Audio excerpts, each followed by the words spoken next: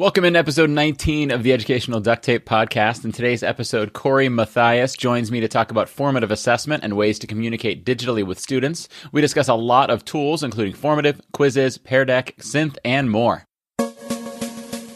This is Lindsay and Kathy of Kindergarten Kiosk, a proud member of the Education Podcast Network, just like the show you're listening to right now.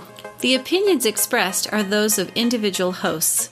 Make sure you check out all the other great podcasts at edupodcastnetwork.com. And now the learning begins in 3, 2, 1. Welcome to the Educational Duct Tape Podcast with Jake Miller.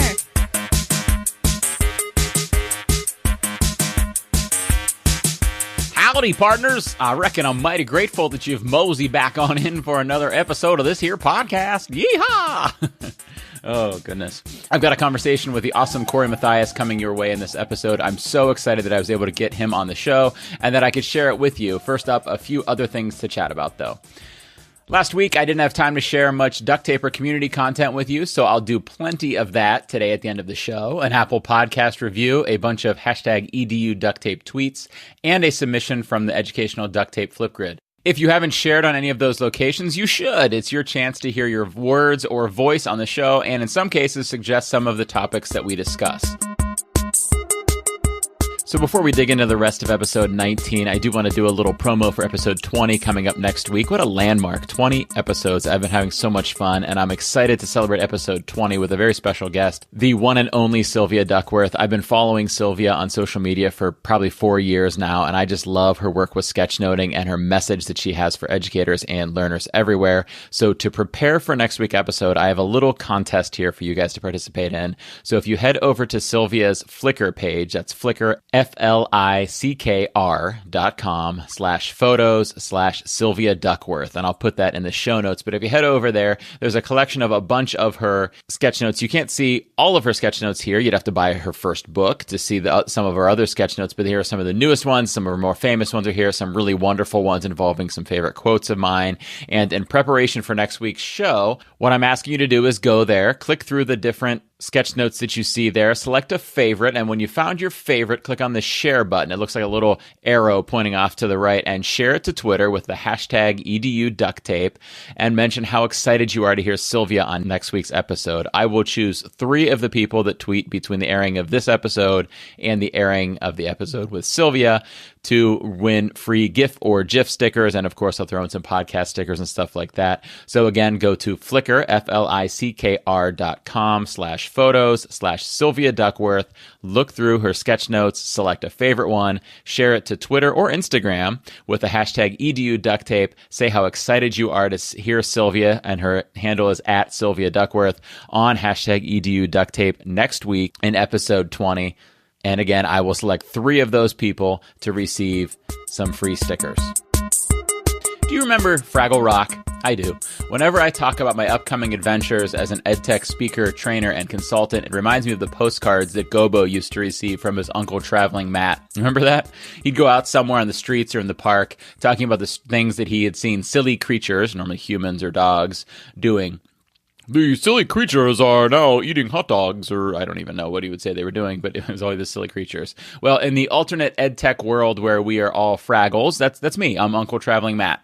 Let's see what silly creatures I'll be seeing in the coming months. I will be at the KEEP Conference and LEAD Conference, both in Ohio on June 10th and 18th, respectively. I'll be doing a Saturday session and a Monday session at ISTE in June. I'm hanging out with the Springfield Township Schools in New Jersey in July. For now, that rounds out my summer travels, but I'm hoping to add a few more stops to that list. In October, I'll be at the Quincy Conference in Illinois and the TCCA Conference in Texas. Links to information for all of them is in the show notes. Are in the show notes? Is in the show notes? I'm bad with grammar, guys.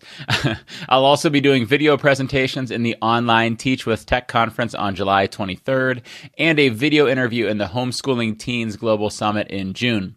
If you'd like me and my nephew Gobo to stop by your rock, oh geez, you can get some details at jakemiller.net/speaking.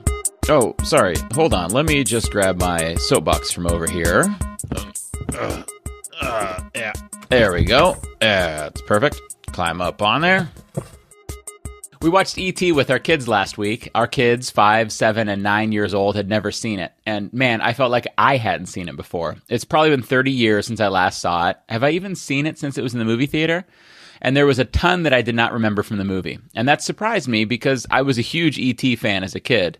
But you know what surprised me most? How remarkably well the movie aged, despite the advances in movie-making technology. Even though most of our students could use DoInk or WeVideo to do a better job on the scene where they're flying on their bikes, it didn't affect the experience. My wife and I laughed at how the special effects look in retrospect, but our kids were still riveted on the edge of their seats, terrified that E.T. would die and transfixed by the story. And you know what? We couldn't look away either. It still stands up as a phenomenal movie. So why am I talking about this? Is it because I've got a craving for Reese's Pieces? No, it's because there's a message there for us educators. The tech that Steven Spielberg and his team had used back in 1982 was better than state-of-the-art back then, but pales to what we have today. And it doesn't matter. The movie is still great. So when you go to your favorite spring ed tech conference or your local Google Summit, or if you, like me, take the journey to Philadelphia for ISTE, and you see the newest, snazziest, fastest technology, just remember, E.T. doesn't need CGI. E.T. didn't need Avengers Endgame level filming technology. E.T. doesn't need HD or 1080p because it's about the story. It's not about the tech. And in your classrooms, it's about the pedagogy. It's about the rapport. It's about the relationships and the strategies. It's about the connections, the formative assessments, and the adjustments you make. It's about the things that good teachers do. Would E.T. be better if they made it with today's technology? Probably. But does it add that much value? Probably not. So my message isn't shun new technology. My message isn't 1982 technology works for E.T., so it'll work for your classroom. Gosh, please don't quote me on that. My message is actually a question. What improvements come from adding in this, whatever technology you're considering, this technology, or changing to a newer technology? And if there are improvements in terms of learning or efficiency or skills or heck, even student enjoyment or anything, if there are improvements that bring value, embrace the technology, embrace that new technology. But sometimes it's just not necessary. It doesn't have to be the newest tech. It just has to be the maximum value. It doesn't have to be a 3D printer, and it doesn't have to have fingerprint recognition, and it doesn't have to use AI. All that it needs to do is be a tool that gives your students the most effective, enjoyable learning experience that you can provide. Sometimes that is the newest tech out there, but other times it's the tech that you've been using for years. Consider your tech integrations with a critical lens. I guess what I'm saying is it doesn't have to be the newest tech. It just has to be the right tech. And the tech from E.T. back in 1982, it was the right tech. That's not the right tech for the forthcoming Star Wars movie. Different movies, different goals, different tech needs. Okay, time for E.T. to phone Corey. E.T. phone Corey. Today's guest. All right, today's guest is Corey Mathias. Corey is an instructional technology TOSA, that stands for Teacher on Special Assignment, in the Garden Grove USD out in California. As a TOSA, he enjoys building teacher capacity and leveraging technology to enhance student education and making learning fun. He also speaks I'm trying, Corey. GIF.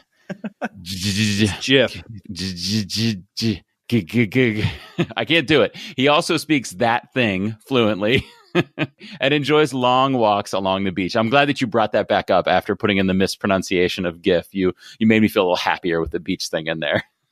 You can't go wrong with walking on the beach. That's the truth. So welcome in. Thanks for being here today. Thank you. I like that you had to harass me on the GIF thing there. I always say that I don't. I could still be friends with people who use the soft J. I just like to tell them that they're wrong. Oh, I mean, you can have whatever opinion you want, but you can also be wrong as well. That's the way I look at it. But I will, nice. To be completely honest, I end up calling it a GIF most of the time because people look at me weird when I call it a GIF. That's the truth. There's this one GIF out there from, I think it's from the TV show Girls, which I've never actually seen, but the two girls are sitting there talking and the one says, the creator says it's actually pronounced GIF. And the other girl goes like, no, that's weird. I can't do that. And I feel like that's people's reaction when you say GIF. Well, my favorite one is the Cookie Monster GIF. Right. where he says it's pronounced Jif. And if Cookie Monster says it's pronounced Jif, how can you argue with that? Okay. Most people are like, the creator says it that way, and you're like, no, Cookie Monster. All right, can't argue with Cookie Monster. Yeah. Nice. I forgot to mention also, you could follow Corey on Twitter or Instagram at EdTechAntics, or you could reach out to him at Corey Mathias, that's Mathias 78 at gmail.com. So Corey, will you tell the listeners what a TOSA is? Because I was asking you off the air what TOSA means, because I've heard a lot of you throw that term around, but out here in Ohio, I'm not familiar with that. Yeah, I am a teacher on special assignment, so I still have a teacher role, but I don't have students, is kind of how I describe it. I have an office that I work out of throughout most of the day. And so it's nice having that time away from, it's going to sound bad having time away from students. I don't mean it that way, but having time to actually research and see what's out there, and being able to go out and support our teachers who do have those kids every day. PD is a big part of my life. We do a lot of after school PDs. We come in and definitely help teachers integrate the tech. And I always talk about integrating tech meaningfully. And I think that meaningfully is a huge part of it, not just bringing tech in for tech's sake, but how can we actually enhance education? How can we make learning better through tech? Yeah, and I don't think it's bad to say the part about not being with students, because I think that the problem that a normal teacher has is there's just not enough time for them to research these things, right? Absolutely. You know, they could listen to this podcast or the Google Teacher Tribe or something like that on their car ride, but then if they're inspired to go check out a new app or website, like, when do they do it? You know, they've got their planning period, but they've also got their actual content and their grading and their teacher-student relationships to manage and communicate with parents and their email. And they've got a lot of stuff. So by taking somebody like you that has a teaching background and an interest in technology and giving you that time to research that stuff so that you can help them integrate it meaningfully, right? I mean, you need that time. Absolutely. And there's so much stuff out there. It's ridiculous, the ed tech world right now. Right. And just being able to navigate it and knowing what tool works where. Right. I'm a big proponent of having a fairly small toolbox. I believe in basically getting your head around a few tools and using those really well before you start moving on to other things. Because we have teachers always like, hey, what's new? It's like, hey, how are you using this tool already? How can we, make that better, as opposed to like throwing new tools at the kids? And then, I mean, especially when we're throwing more tools at the kids, that's more tools for the kids to learn. That if we can get some really solid tools under their belt, they could do some pretty powerful things with them. Yeah, I think I feel pretty similarly. I'm more of the school of thought that they should be aware of a large amount of tools, but then, like you're saying, focus on implementing the select few that really, impact their classroom and fit their teaching style and their content and their students and what they're trying to do. But I think it's definitely rational in that sense. But you're totally right. Like, one of the questions we're going to go over today, like, when I was thinking about it, there were like 20 different options that I was tossing around in my head to decide what I was going to answer on it. And for the teacher, I mean, that's a lot to manage and think about. But if they have somebody like you working with their district that can go like, okay, well, I've got a list of options. Tell me about what you want to achieve. And then you can kind of narrow it down and help them out with it, And that's key. The question you asked first is, what do you want to do with it? Not what do you want to do with it, but what's your goal? Where do you want to go? And let's figure out what tool fits best for that. Yeah, totally. I mean, that's what I have a podcast about. Like that's that is the duct right. tape. I mean, that is the duct tape. That's the message I'm trying to sell. Is you start with what you're trying to do in the room, and sometimes the teacher needs a teacher on special assignment that has that teaching and that computing background, to support them with. So now that we've gotten a little bit serious, unintentionally, let's get a little bit goofy. Okay, you ready? Sure. All right. So now we're going to play a game of, I can't say the real name for this game because it is a copyrighted game title. So I call this, which of the following would be less torturous? Which of these things do you consider to be less torturous? Which of the following would be less torturous? Having pink hair that you can't color a different color. Okay. Or having a sixth finger on one of your hands. Ooh. Sixth finger. What's the guy's name from Princess Bride? He'd be after me the whole time. I don't know that reference. You haven't seen Princess Bride? It's been a while. I don't remember. Okay, this is completely off topic. I guess this whole thing is off topic. Was that Andre the Giant? Because I know Andre the Giant was in it. Was he? No. My name is Hugo Montoya. You killed my father, prepare to die. The guy had 6 fingers. Okay. Just take my word for it. Okay, I believe you. I guess the 6th finger is less torturous. Okay. I could keep my hand in my pocket, right? Right. Pink hair would be pretty bright. I have to wear a tie to work every day, and I've got some pretty bright shirts that I wear with it, and pink is definitely my repertoire. Yeah. I've got this super bright pink shirt.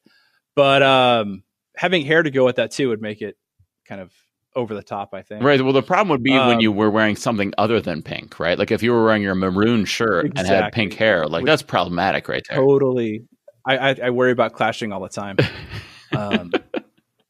So you go with the fingers? Yeah. You're taking the 6th I'll finger? go with the 6th finger. Okay. I mean, it'd be hard to get gloves or anything for it, but it doesn't get cold here to wear gloves. Right. So you don't need gloves. And right, you could mittens. Those don't have fingers. No, you'd always be wearing mittens whenever you visit for cold. Jam a 6th finger in there. Oh yeah, you get the right mittens, you'll be good. Go for it. There we go. I'll take a 6th finger. I don't think it's that big a deal. I think I'm going. I don't know. I wasn't clear on whether your beard has to be pink too, because that would affect my decision. I can't grow facial hair at all. So you're good on that part. It's a moot point. Would you trade in not being able to grow facial hair for being able to grow facial hair, but having it be pink? Oh, ooh. I don't have any desire to grow it though. The correct answer is no. The correct answer is no. I don't want a pink beard. Hey, if I have pink hair, it's got to match though, because I think it would be quite odd to have pink hair and then like a dark beard. Right. So you look like somebody in the Backstreet Boys or something like that. Pink hair and a dark beard. I feel like that would be a very. I'm just Backstreet sticking Boys with the look. 6th finger. Hey, that way too. I do some woodworking, and if I cut a finger off, you're good. Hey, I'm still good. What if it's on the other hand? Oh, well, I'd make sure it was that hand. Right. I would lead with that hand. Then you've got 10 fingers total, but 6 on one, 4 on the other. That would be just awkward. That would be kind of weird. Okay, so next question, we're going to get a little more ed tech with this question. Not quite. We're going to stay a little bit silly, but we're going to do some ed tech. So which of the following would be less torturous? Losing the hard drive from your computer or losing access to Google Drive? Losing my hard drive would be less torturous because I don't save anything there anymore. I'm with you. Everything is in Google. I always start with Google. And I create everything there. Everything gets backed up. I mean, I literally could like have my computer crash and I could hop on something else and start right where I was. Yeah, I'm the same way, but I would lose. So like when I make my GIFs and stuff like that, those files are on the hard drive until I back them up. So I would lose a couple weeks worth of work there. But gosh, otherwise Google Drive, I'm losing everything. Yeah, you don't use like file stream, so you just drop in the folder and they upload. I probably should. I don't. Yeah, you should. Well, I don't. I do that now. Now you're teaching me lessons. All right, I'll go get on that. Sorry, Gory. Go handle that, man. You and your 6th finger teaching me lessons about what I'm supposed to do with my technology. I'm gonna point one of my 6 fingers at you. You're gonna wag the 6th finger at me. Nice. Okay. All right. Now let's get into some actual educational duct tape. So for any new listeners that might be out there, a little refresher on what educational duct tape is, even though we alluded to it earlier. Educational duct tape is my goofy metaphor that educational technology is at its best when it is a tool being used to support things in the classroom. So solve problems, meet learning standards, help with pedagogy, achieve some classroom goal rather than being the actual goal itself. So except for in some technology classroom where the kids are trying to learn how to use a specific tool, otherwise the technology should be a vehicle, not the end destination, not the goal. Just like duct tape is a tool. You never just go out there to use duct tape. Sound good? Sounds great. Sounds great. Okay, so here's our first question. This is a big one that I alluded to earlier. What formative assessment tool can an educator use to identify students who need support? So I think before you start, I'm going to point out the important part here is that they're trying to identify students who need support, right? They're not trying to see if the class gets it. They're trying to identify certain students that need their support. Absolutely. Yep. So, and I always look at what's our end goal? And I look at formative assessment as being kind of a broad stroke. Mm-hmm. You know, there's tools out there that help us, like that will grade it for us, multiple choice, boom. Or it depends on how deep I want to go in understanding what the student knows. And so a few tools, and I'll kind of run through those. as we go. So if we just like that bare entry point, Quizizz is to me the best quiz tool out there. I know there's one that's been around longer. There's some others that do some things, but just the ease of use of Quizizz, and they have memes. I mean, you can't beat memes. I agree. I'm with you. And I guess there are some really cool analytics that pop out of it. But definitely Quizizz is where my go-to when it's going to be a multiple choice. One thing I like, they've added the ability to select multiple correct answers. So I can give them 6 answer choices and they can say, because I got that end of year state test where it's like, which of these is correct? And they have to choose more than one. So that's built in there now as well. So that's some good test prep for them. But what's awesome is the analytics that pop out of it. And I do trainings on it all the time, and we play a game about movie trivia. And one of the questions that is always in there is from the Matrix, does he take the red pill or the blue pill? Throws everybody off all the time. And so I know that's where I'm going to go to see what the question is. So when I get my results, it's got this beautiful matrix that shows the questions broken down by individual students. So I know not only the questions that need support, which students miss those. And I have that kind of at my fingertips with that. So I can pull small groups. I know what questions I don't need to work on, what questions I do need to. So when I pull that group, I have a focus to what I need to work on with them. And obviously it's not going to be super in depth. It's just those multiple choice. But one thing I really love about Quizizz, and I'm going to take it in a different direction right now too. Okay. And I know you mentioned the EduProtocols. Yeah. The Fast and the Curious is one of my favorite. And I like Quizizz. Not only is it a formative assessment tool, but now I can use it as an instruction tool as well, and still get those targeted students. And so if you're not familiar with Fast and the Curious, basically the students take the quiz before there's any instruction. And then you're able to look at the results and see what needs to be worked on, what students, and as well as what questions. And with Quizizz, you're able to take the test over and over again. And so the example I always give is my son had to take that dreaded states and capitals quiz. Okay. And, that's a pretty dry topic. That's not something real exciting that kids want to learn. Right. But through the Fast and the Curious, kind of gamifying the learning here, he would take that quiz over and over and over again and get multiple exposures to the content. And then I can always go in and we knew what needed review. Obviously, it was only one student with that, but I would know what questions we need to focus on. But spread that out to the classroom. Now I'm able to have them assess on the content, find out what it is, have them retake it.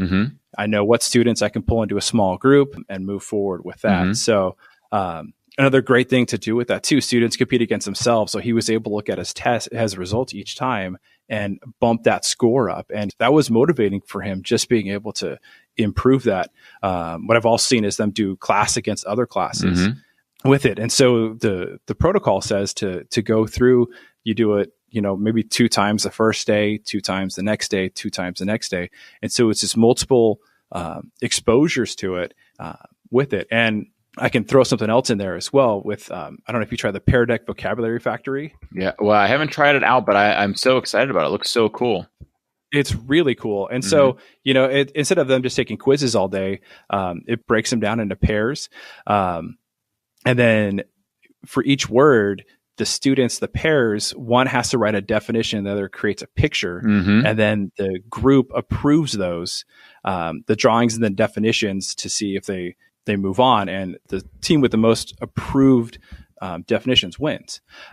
Now, kind of thinking of that, I was a kinesiology major when I was in school, so I had to know a lot of like anatomical terms and all that. Right. I would have died to have something like that. Yeah. When I was in there. And you can also export those responses to Quizlet. And so now you're giving the students multiple exposures, multiple ways to access it. Not only do they have the quizzes they can go through, but they've also got the Quizlet, the games they have there. Quizlet Live is an awesome activity to do with students as well. Right. So I just think, having a gamified way to get some information out there and have them have multiple exposures, but also be able to look at the results and see who needs help. That whole Fast and the Curious EduProtocol is killer. Yeah, I agree. This is one of those things where like the the technology that you're using here isn't necessarily reinventing what you could have done without the technology until you get to the point of adding in some of these like gamification things or collaboration things that you couldn't have done without the technology. And then it just kicks it up such a huge notch. Like, I mean, could you imagine having the kids sit there and, writing the vocab terms in their notebook or on flashcards like we used to have to do when we were in school? At least I know I had to do it in school. But now these things just add this extra piece of excitement. And then like that PearDeck Vocab Factory, which it just looks so awesome, uses that dual coding theory where the kids are developing pictures and sentences to go with these terms. Right. And so they're really developing a good set of information there. So like it's just kind of bouncing around on all those. Like with formative assessment, it's just such an important thing for a teacher to do is to think first, like we said earlier, about what it is they're trying to achieve. So if you're using Quizizz, so I guess if you're trying to get individual student data, Quizizz is wonderful for that, right? Because you're going to get just this nice number percentage data at the end and be able to go into it and see what they got right and what they got wrong. And so Quizizz is great for that. However, if you're trying to ask really in-depth questions or have some kind of extended responses or have drawings or anything like that, like Quizizz can't do that. And that's not like boo Quizizz or anything. That's just not what that tool does. So the teacher just needs to make that decision coming into it. Absolutely. And then similar with Quizlet, where Quizlet really is just a vocab review tool. So like a math teacher on the majority of their assessments are probably not going to use Quizlet. I'm sure there are some innovative math teachers out there that have found ways to, but you really have to start with what it is you're trying to achieve first. Like you said, you started with what's your end goal? What are you trying to get through this experience with this formative assessment? What kind of data do you want? What experience do you want to have for the students? When I first heard about that Fast and Curious EduProtocol, it happened to be right before the beginning of the school year while we were preparing our rollout of technology for the year. And we always do some lessons with our students to, kind of refresh them on what our expectations and rules are. And so our students who had been in the school for a couple of years, we didn't want to just force them to watch videos and hear instructions on the rules over and over again. We didn't want to harp on them. So what we did was we made a Quizizz with our rules as the questions essentially, and they just had to achieve over a 90%. And it didn't matter how many times it took them. They were allowed to be done as soon as they got more than 90% of them right. So if they went in and one of the questions was, am I allowed to listen to music on my Chromebook? And they said no, they would find out that was wrong. The answer was actually like, yes, if you have teacher permission, right? So then they're learning as they're going through it, and they're not being forced to learn the things that they don't have to learn. It's similar to the EduProtocol where you really are using it formatively, except it's not informing what the teacher does. It's more a self-assessment for the kid. Yeah, absolutely. And I've got a couple more. Yeah, go for it. Another one of my favorite tools also from PearDeck is just the PearDeck itself. And I love the ability to have that live feedback, right? And I always encourage teachers that the sage on the stage is dead and has been replaced by YouTube. Because there is somebody better looking, funnier, with more content knowledge who is on there giving the same information. Yeah. And that's kids' go-to. Like YouTube is like their number one research tool when they're looking for information. And so what I try to encourage my teachers to do is have this information. So kids, that it guides your instruction, right? That I always found that my best lessons were not the ones that I guided, but when the students started asking questions, and that's the direction we went. And I love PearDeck allows me to kind of take in those student questions. And now my student questions can be what leads the rest of my instruction. I might not be using the slides that are on there. I might need to add some questions in live and just kind of move through with that.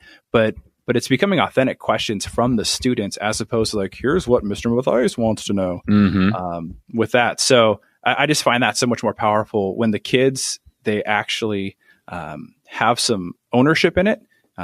It kind of gives the learning some teeth. To move forward with, and the variety of feedback types that are in it, right? It's the drawing. They can put dots in certain places. So all these things are there. And unfortunately, it's only on the paid version. I know who's saying what. And at the end of any lessons, right, it's going to spit out a document with that student's results. So I'm able to look through and see, okay, here's what the students knew. Here's where we can kind of work with them. Plus they have that information as well. So kind of, as you were saying, like that self-assessment, them being able to go back through and see how they did and kind of look at what they need to know better as well.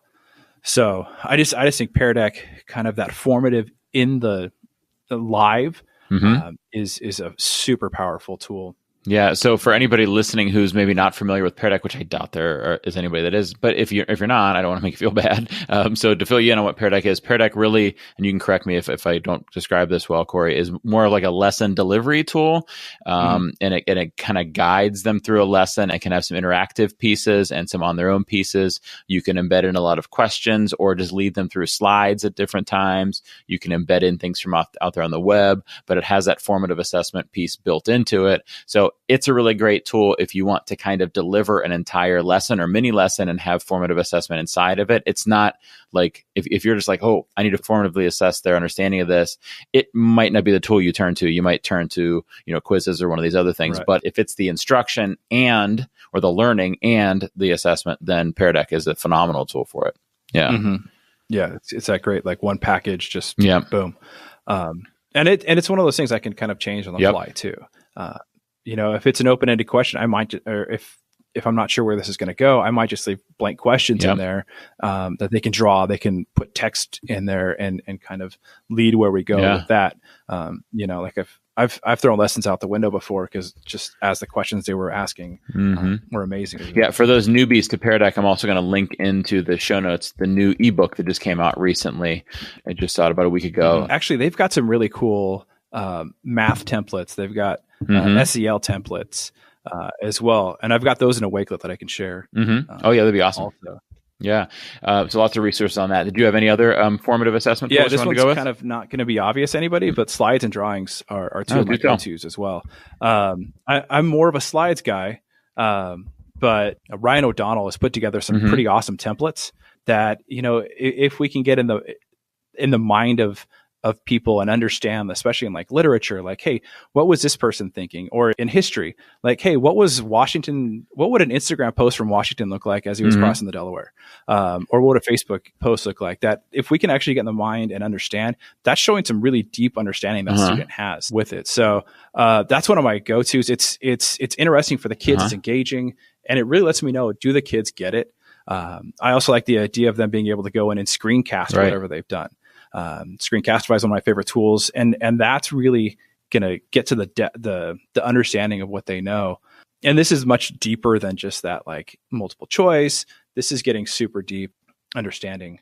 Yeah, and I like what you're saying there, and kind of what you're pointing to here is that a formative assessment doesn't have to be the quick and dirty multiple choice question that we expect it to be, right? Every assessment should be a formative assessment. Right. Every activity should be a formative assessment. So that's what you're saying is like, these are activities that I like to do, that kids like to do, that help me understand if they get it or not. They're not necessarily quote unquote a formative assessment tool, but you're using it formatively. Right. So therefore it's formative assessment. Right. Yeah. And I think the knowledge we gain from these is super invaluable. Yep.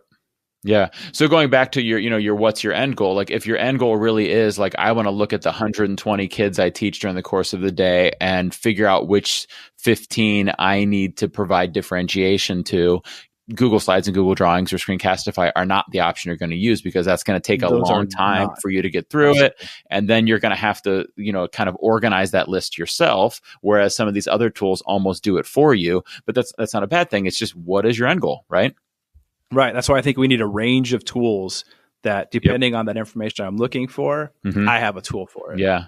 Yeah. I've tried to in the past, create a formative assessment, like flowchart that asks questions. Like, are you trying to get data on individual students or just on the class as a whole? Are you trying to ask them multiple choice questions or a variety of question types?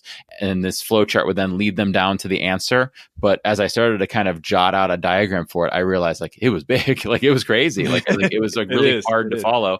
And then I would get partway through it. And then one of the tools would be new features. And I go, oh no, I have to update it all. Right. I mean, if we look at it, most of the EdTech tools out there can be used for formative assessment. Yeah. Well, I mean, they are. Everything should be. Yeah. There's very little you should be doing in your room that's not formatively assessing your kids. So I'm going to add one more tool into there just really briefly because I've never mentioned on the show and I like it too. And that is Formative, which is at goformative.com. It kind of falls like if you put Quizizz on one end of the spectrum where it's kind of all multiple choice and stuff like that, and put PearDeck on the other end of the spectrum where it's multiple choice and other stuff. Formative falls kind of right in the middle, like a little closer to PearDeck, because it has really good data like Quizizz has, but it also has a lot of flexibility like something like PearDeck has. So with Formative, you could see the students responding on your screen as they're doing it. Even if it's a question where they're typing an answer or drawing an answer, you could see it live on screen.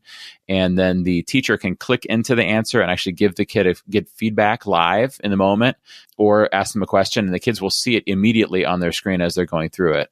So that's why it's kind of near PearDeck. It's happening right then, and the students can actually then revise their answers if the teacher wants them to be able to do that. And I know the first time teachers see that feature of like their students all working live on their screen, it's pretty mind-blowing for them.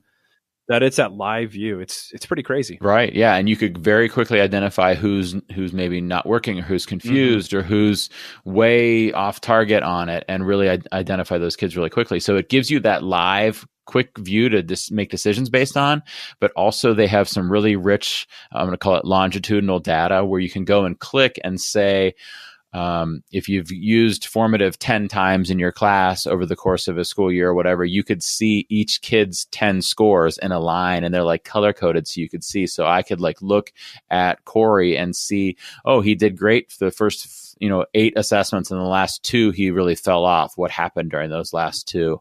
But then you can also tag each of your formatives with standards. So you might look at them and say, oh yeah, in math class, Corey's really good at, algebra and number sense, but he really is struggling with geometry and measurement. So he's clearly got, some issues with spatial sense kind of stuff. And then I could follow up with him on those specific things. So it has more rich options than something like Quizizz has. And I don't want to Quizizz bash because I love it too, but it also has great data that you can actually act on, which is nice. It also allows a lot of things to be embedded. Like YouTube videos, actually anything off the web. If it has embed code, it can be embedded into Formative. So one example I saw at one point in time from somebody that I think worked for Formative was using SpeakPipe, which is something where you could just record audio. It goes on a SpeakPipe server and then you can embed it somewhere using SpeakPipe to make it like the teacher is reading the text to the students, as kind of giving them text to speech in the teacher's voice, which is nice. And then Formative is also really nice for differentiation because you can kind of, once you identify those kids that are struggling, you could pretty easily turn them into like a group on Formative. Cool. I didn't know you could do that. Yeah. I haven't messed with it that much. This is just me exploring it kind of on my own, to learn more about it. So I can kind of, get teachers to kind of try it out. Cause like we were saying earlier, you need to know, if the teacher says, this is what I'm trying to achieve, you need to kind of know what the different tools are to put out there. Yeah. And a lot of these tools, you kind of alluded to it with PearDeck having a premium version. A lot of these tools are freemium. They have free parts and they have paid parts. Formative is another one where it's like that. And my thought is always, if you're going to use it regularly and it's going to have a major positive effect on what you do in the classroom and your students' learning experience and your ability to differentiate and instruct your students and help them grow, it's most likely worth the money. And most administrators are going to support that decision, right? Especially if you walk up to them with this data from the free version or from your free trial or whatever that shows what you've been able to measure from your students and stuff like that. Like, as long as the administrator has access to some money, I feel like it's a no-brainer. Yeah, I always talk to them like, what's the value? If you could demonstrate to your administrator that there's value behind it, you've got a pretty good argument. Yeah, as educators, we try to always go for free tools. And I mean, that's great, especially to start out until you know that you're ready to commit to the tool. But I think once you know that it's the tool you're going to use, like you said, like what's the value? As long as the price is fair based on the value you get out of it, then there's nothing wrong with asking for it. Yeah, and with free tools, I'm always waiting for them to start charging. Yeah, right. It's like they're going to draw you and they're going to suck you in, and they're like, "This is an amazing tool." Yeah. Boom, they're going to start charging you for it. So yeah, and they have somebody on the back end that made the site or made the tool or made the app, and then they've got to be making some money somehow, and they deserve the money, right? For sure. Yeah, it's a matter of when's it going to happen. Yeah, right. And we get so mad when it does happen, and I feel like feel like we shouldn't. We should just make that decision based on what's the value, is the price that they're offering at it matching the value that I find in it, and if so, then go for it. And if it doesn't, then you can complain a little bit, but still, still. Okay, so now that we have talked about every formative assessment tool under the sun, there was a lot of them there, and then it's because there are a lot, and we left like 15 undiscussed. Only 15? Right, probably more. 15 big ones, right? We didn't even mention Kahoot in there. We didn't mention Google Forms in there. There were so many we didn't mention. And they're not. It's not because they're bad. It's just because you want to identify what you're trying to achieve, and don't try to use all of them. Identify the one or two that fit what you're trying to achieve. Absolutely. Right? So I'm going to get off my formative assessment high horse, and I'm going to let you ask a question. That wasn't a soapbox moment, right? Maybe it was a soapbox. I have in my basement, I have a soapbox and a high horse. It's just a horse with really long legs. It used to be a rocking horse, but I gave it really long, like stilt legs, and sometimes I'm on it. If you ever notice that my voice sounds a little more distant, it's because I'm sitting on a high horse. I'll have to remember that now. Right. Oh, he's on his high horse now. You're giving everybody your secrets now. Right. The secret behind the show. Okay, so now that I climbed down, it took me a couple minutes to get off the high horse there. Now that I'm down, what is your question? All right, so my question is basically, how can we create open lines of communication where students can reach out to us digitally? And this kind of stems from, one of my biggest things in the classroom. I was a 6th grade teacher when I was in the classroom. But we're K6, so I had the students all day. And so building relationships was huge for me. And I had the time. And I think 6th grade is kind of a monumental year that they need that. But you'd be teaching or you'd be with a small group, and then you'd be like, the kid's like, oh, can I talk to you, please? Right. You're like, oh, yeah, let me stop what I'm doing. The rest of the class, they can just wait for me with that. So, what I am looking for is like, what are some tools that can still keep those lines of communication open where I'm not text messaging, because don't do that as a teacher. Right. With that, you're opening a whole can of worms. But Totally. But tools where we can, just let them talk freely. Like, what's going on? Have a check-in, or Billy was mean to me today. With that, so without having to take class time from me or from those groups that I'm working with. So I'm going to give kind of a two-pronged answer here. So my first part is, it doesn't necessarily have to be a tool that does digital communication, because if you change the way you teach and the way that your class runs, then you open up opportunities for face-to-face communication. If your class is student-paced in some way, and they're going through different modules, and the students are creating things online, and they're creating content and digesting content from on the internet, that you've curated for them, then it frees you up as the educator to circulate around the room and talk to students and ask students questions. But it also gives that freedom to be able to talk to them when they need to talk to you, right? Absolutely. So that's kind of one prong, is that you, depending on the situation, might not need a digital form of communication, because a digital teaching style frees you up to some extent for some face-to-face communication. If you are looking for a digital way to do it, one thing that I'm really excited about right now is Synth.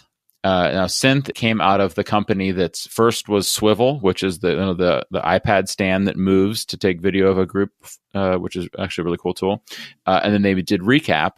And they kind of shut down Recap recently and have pivoted to do Synth, which Synth is they're talking about podcasts a lot with it. So it's students recording audio like podcasts. And they just announced the other day, I just got an email from them that says that they're now offering podcast moderation, which is something that teachers were really asking for. So in other words, a student can record audio and the teacher can have it set so that only, say, the student and the teacher could see it, or only the student and their classmates and the teacher could see it, or whoever you want in that walled garden there.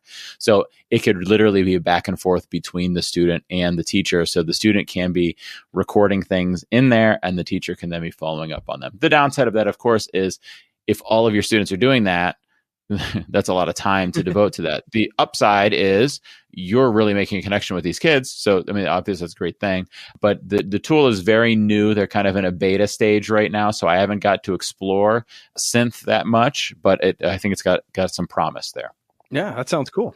Yeah. Have you gotten a chance to try Synth at all? I haven't played with it. I've seen it. but I haven't had a chance to actually get in there and get my hands dirty with it. Yeah, same here. I knew they did a great job with recap, so I have faith in them that Synth is going to turn out to be a good tool as well. So what are your suggestions for open lines of communication digitally? So I've got a couple. I think one of them is a Google form. I think it's great to have like a check-in opportunity with kids, maybe like a weekly, like on a Friday or even a Monday, just to find out what's going on and see how their life is, see how you can help them out, kind of see how you're doing. I know when I was in the class, I would send out a form like, hey, how's Mr. Mathias doing? Just to get some feedback on things that weren't clear, how I was doing things to make my teaching better. And I think forms is a powerful kind of thing that will keep it private. You've got all your data in one spot, and you're able to kind of take that data and do what you will with it. And so I think it's more, if Google Forms is not just for formative assessments or for assessments, you can use it to build community in your classroom as well for that. And students can create them. I just think that's a super powerful tool. I agree. But my other tool would be Flipgrid. And when you think Flipgrid, you're like, oh, kids are all going to see it. But there's actually the ability to turn the moderation on. Right. What's cool about the moderation is that only you will see it. Now, if it is something that you want to moderate and then maybe share out, maybe it's something, a victory the kid had, and you want to share it with the whole class, you can do that by just approving it to go on to the grid. So it has the ability to kind of stay hidden. But if you do want to share it out, you can turn it on and pop it out. But otherwise, it's going to be a private thing with you. Now, it sounds like Synth's got a pretty cool two-way communication with it, that you are able to give some private feedback in Flipgrid. But I don't know, that Synth sounds pretty cool. So that's probably one of those things, though. But if a student gave me a Flipgrid, I'd probably want to talk to them in person. But then, they're able to record it when it's convenient for them. Now I'm able to go talk to them when it's convenient for me. As well. So I think that's a super powerful tool there. And what I have seen people do, and this seems kind of crazy, is to create individual grids for each student. That seems nutty. I mean, I guess if you're in a small class, like 20 kids, that's still 20 grids that you have to maintain. But I just think that the ability to turn the moderation on kind of opens up that line of communication. You're able to kind of view it when it's convenient. But definitely, I don't think there's a replacement for that face-to-face communication. Yeah, I agree. Now, with the moderated videos, I guess on the one thing you mentioned there about teachers having a grid per student, like you could see why that'd be valuable, because you can go and see that student's growth and reflections and things like that across a whole school year. And then you could also invite parents to be able to see it and things like that if it's appropriate for the parents to see it. Right. But with the moderation, I think before the student probably wouldn't be able to go back and see their submissions. Like they'd have to kind of navigate back to it to see it. But now at some point in this school year, Flipgrid gave students actually the ability to, they call it like My Flipgrid, I think. And so they could see all their responses. So it is a nice way for students to be able to go back and reflect on all their responses. Yeah, that started recently. That's a pretty powerful tool. I mean, I'd go back and like, hey, I made a comment on something. I don't remember where it was, but with My Flipgrid, it's all the topics and grids that you've been a part of. Yeah, I'm glad you brought this up, because when people think about Flipgrid with moderation turned on, I think they're assuming that means I see the students' answers before I let the rest of the class see them, just to screen them and make sure they're correct or not vulgar or not inappropriate or anything like that. But you could actually just never approve those videos to go public. And then you've essentially created this little private thing where all the students are submitting, but they're not seeing anybody else's submissions with their own, and they're seeing your responses if you're choosing to do it. So it is a really nice way to do it, and a great way for the students to be able to communicate with you. Absolutely. Yeah. I think, with open lines of communication here, the one thing is important is to have multiple different ways that students can reach you. And, in person is certainly one. And then having something like a Flipgrid or a form gives them another way to reach you. Welcoming student emails gives them another way. It's unfortunate to have to, juggle all of those different modes of communication. But I mean, your goal is to support your students. So, you kind of have to embrace whatever ways you can get them to do that you're comfortable with. And some teachers might be like, no, you know what? I don't want to do Flipgrid. That's okay. Maybe you do a Google form, or maybe you just tell them, email me, or maybe you set up office hours or whatever it is, but having some options for kids to be able to communicate, I think is important. Yeah. Especially in this time where we're seeing so many issues with students dealing with depression or dealing with all kinds of the personal troubles, and they really just need these adults to connect to, and having some kind of ways to build that relationship, that rapport with the kids, where they know that you care and they know that you support them, whatever your way of doing it is a powerful thing to do. Yeah, it's sad that it comes to that, but you're absolutely right. And and I always try and explain to people, relationships, it's the best discipline system in the world. Oh, totally. That if you're just that person up there who is telling them what not to do, you're not going to have a lot of buy-in. Yeah. I had this situation years ago with a student who was off task with his computer during many of his classes. And we kind of sat down with the kid and talked him through where he was getting in trouble and where he wasn't. And we noticed that there were 2 classes where he wasn't off task on his computer. He wasn't playing games and things like that when he wasn't supposed to be. And one of the classes was a class where the teacher was really strict and really paid careful attention to it. And the student knew that. And the other class was a class where the teacher was not really strict and did not pay much attention to what the kids were doing on the computer. And we're like, wait, I don't get it. Why are you not goofing off on the computer? And the kid was like, I really like him and I really enjoy his class. We're like, oh, okay. Like there's this whole, like you said, like that is, the best classroom management you can get is having relationships with your kids. Yeah. Yeah. And there might be digital ways to do that. And it doesn't have to be digital, but there might be digital ways to do that. Yep. All right, Corey. Well, this was great stuff. Good talk. We got a little down in the dumps there, a little serious at the end there. Like we ended on the kind of the touchy feely part there, but it's the most important part of our jobs as educators are those human connections that we make. It is. Absolutely. Yep. All right. Well, thanks for being on here. And I hope everybody is going to go follow Corey on Twitter or on Instagram at EdTechAntics and contact him if you need to at Corey Mathias. That's Mathias 78 at gmail.com. Corey, thanks so much for being here today. Thank you for having me. It's been a blast.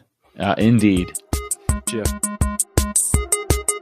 I can't believe Corey snuck that GIF in there before I stopped recording. I thought I had hit end recording fast enough, but he eked it in under the wire. I appreciate him joining us, so I'll leave it in there for all of you. But I ain't happy about it, Corey.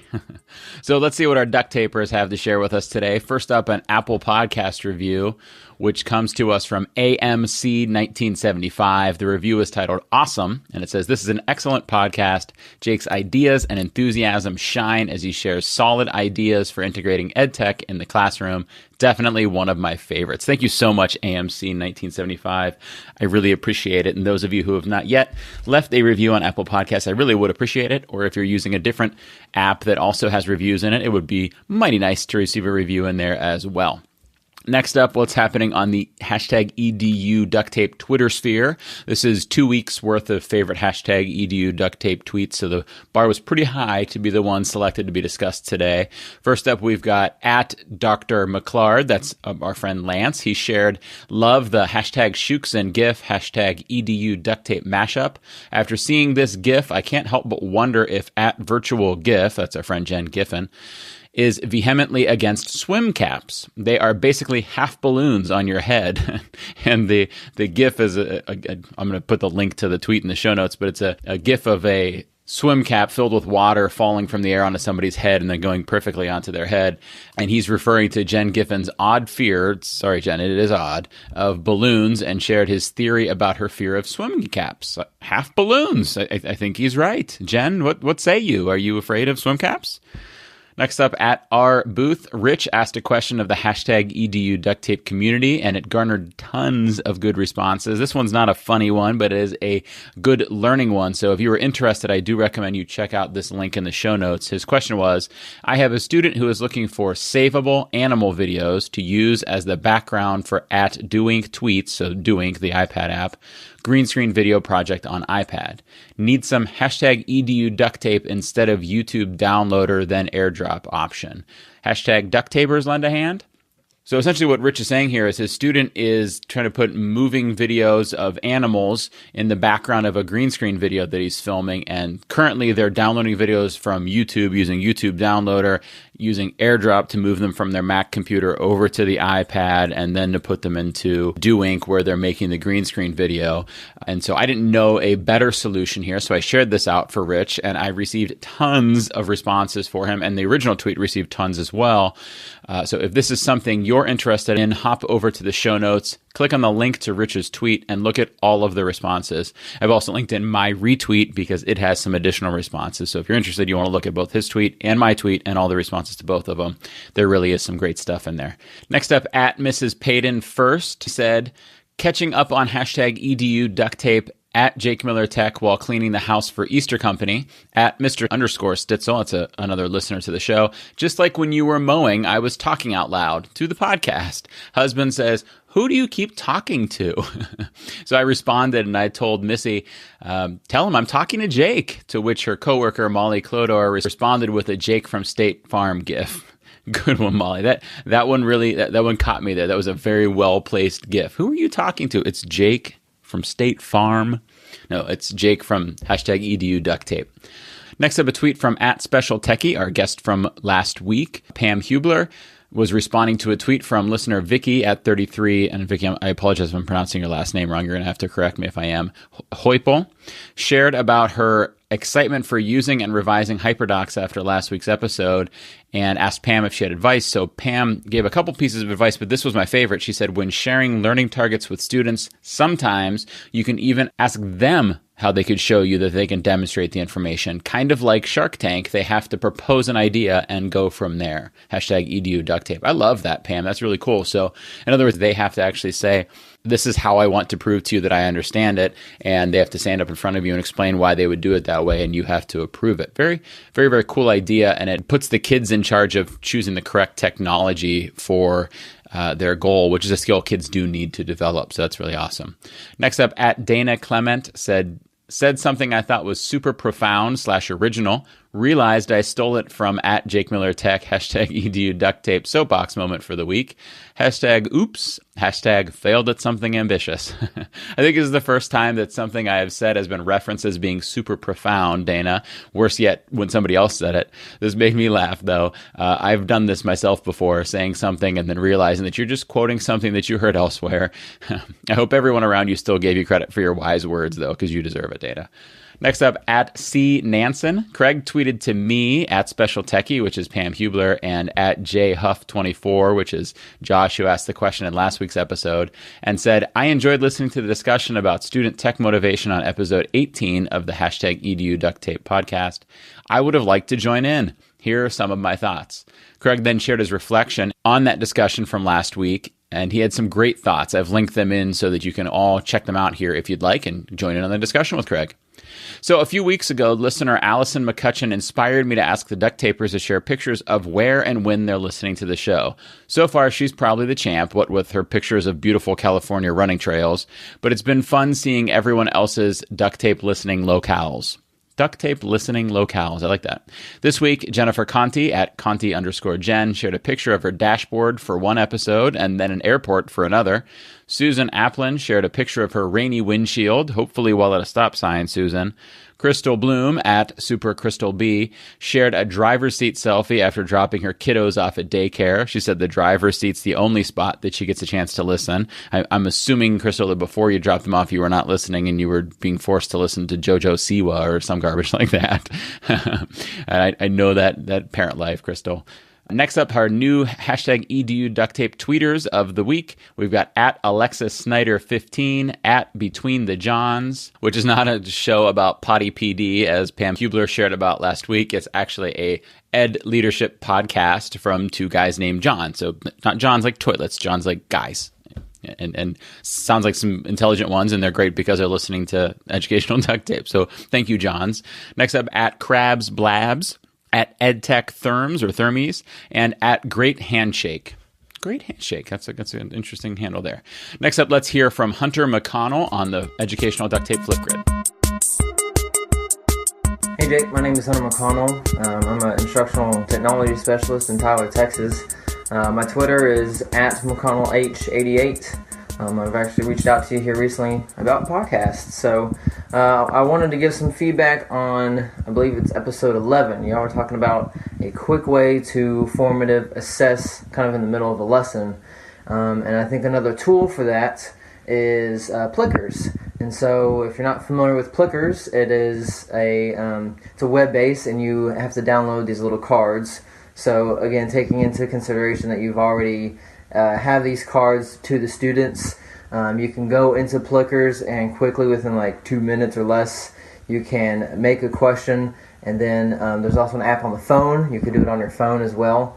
And then you send that out to the students, and then they hold up their card, and it's like a QR code. So if they hold it this way, it's A. If they hold it this way, it's B, etc., etc. And so multiple choice, true, false types of questions, you can get some quick formative assessments. So hope you enjoy that. Thanks. Thank you for that, Hunter. I appreciate you listening. It's been nice connecting with you on Twitter. And yes, Plickers is a great tool out there, especially for those of you who maybe are not in a one-to-one device school, to be able to do some formative assessment, as we discussed today, and get some data really quickly that you could take and keep for later. I've heard some people say Plickers is, the same as, like holding up a piece of paper with a letter on it, or taking a small dry erase board and writing the letter of your answer and holding it up so the teacher can really quickly see which answer each student is giving. The downside of that is then the teacher doesn't have any data to act on later. With Plickers, they do. So Plickers is a great app. So if you have an iPad or phone that you're comfortable using in the classroom and need a way to do some formative assessment and get some data, Plickers is a great option. So thank you for sharing that, Hunter.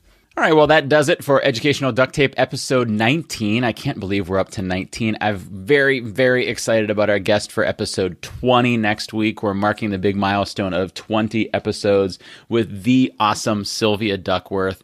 Corey Mathias is awesome, and Corey, I thank you for being here. But guys, Sylvia Duckworth, she is just a rock star. I've already done the interview, and she was just so kind and shared so many good things. So I hope you guys all come back next week. And as I mentioned at the beginning of the show, if you'd like a chance to win some free stickers and to welcome Sylvia onto the show, head over to her Flickr page, which is linked in the show notes. Select a favorite sketch note there and share it to Twitter or Instagram with the hashtag EduDuctTape and mention how excited you are to hear Sylvia on the podcast next week. Please remember, Apple Podcast reviews make me incredibly happy. Hashtag EduDuctTape tweets make me smile and sometimes giggle. And responses on the Educational Duct Tape Flipgrid make me happy as well. Telling your friends also makes me have a nice little smile, so please help out the show by doing any of those things. If you'd like some podcast stickers, please go to jakemiller.net/sendmestickers. Stay aware of all of the things that I've got going on, from the podcast to new gifts to GIF-A-Day to speaking engagements and presentations I'm doing and all those good things at jakemiller.net/newsletter. And you'll sign up for my newsletter, which I send out between 1 and 3 times a month. Remember that you can get information for booking me to speak at your event or at your school, or do some consulting or some professional development or training or anything like that at jakemiller.net/speaking. Thank you all for being here. I appreciate you so much, and I will see you all next week.